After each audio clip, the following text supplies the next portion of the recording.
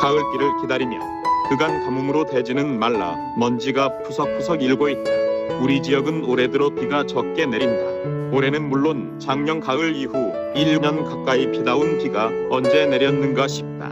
연평균 강수량의 상당 부분을 차지할 여름철도 비가 얼마 내리지 않아 많은 장마나 마찬가지였다. 가을 들머리 태풍이 2차례 스쳐 지났지만 그때 내렸던 비도 아주 적어 냇물이 넘치도록 흘러가지 않았다. 사포동 축구센터 곁에 내가 가꾸는 여산농장이 있다. 30여 년 전 도시 개발 계획에 따라 토지가 수용되면서 원주민들은 보상받고 떠났다. 그곳에 내게 올봄 병작을 의뢰한 한 팔순 노인은 다시 밭을 일구어 한시적으로 경작하다가 고령으로 농사일이 힘에 부쳐 일부 밭대기를 나에게 넘겨 텃밭을 가꾸고 있다. 내가 텃밭을 경작하면서 우리 집 구성비를 자급자족하고 지기와 나눈다. 지난 9월 초순 태풍 네습과 함께 비가 찔끔 내리고는 여태 한 방울 비도 구경 못하고 있다. 올봄 어쩌다 인연이 닿은 기회로 텃밭 농사를 짓게 되었는데 비가 오지 않아 애가 든다. 이탈진 언덕 텃밭 농사의 가뭄이 지속되니 비는 더더욱 간절히 기다려진다. 텃밭을 가꾸는 이웃 간 공동으로 물을 길어 쓰는 둔벙도 이제 한계에 이르러 밤새 코인 물의 양이 적어 조금씩 나누어 쓴다.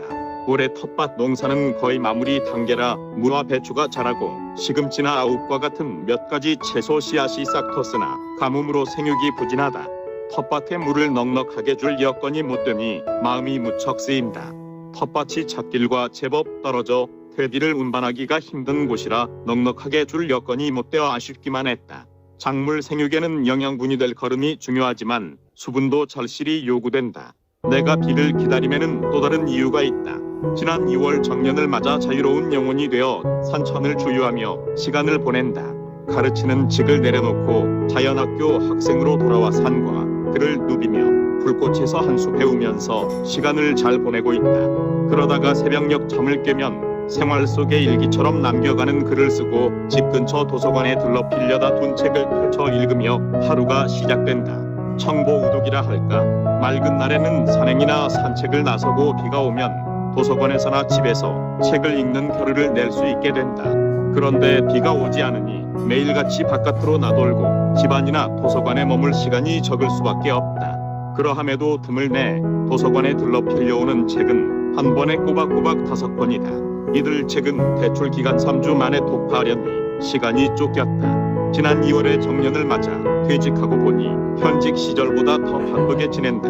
산천 주유만이 아닌 텃밭 농사를 지어야 하고 시장을 거나르기도 한다. 이렇듯 하루하루를 블루콜라와 같이 몸으로 때우며 땀을 흘리는 경우가 허다하다. 이럴 때는 비라도 와주어야만 실내에 머물며 휴식을 취하고 책장을 넘길 여가가 생길 텐데 그럴 여건이 되지 않은 맑은 날만 지속되어 못내 유감이다. 절대자가 한 개인만 특별히 다르게 배분해주지 않겠지만 나는 하루가 24시간으로는 부족한 듯하다. 일찍 잠이 든 내가 한밤중 일어나 날이 밝아오기 전까지 책을 펼쳐 읽는데 2시간, 글을 쓰는데 2시간이 기본적으로 소요된다.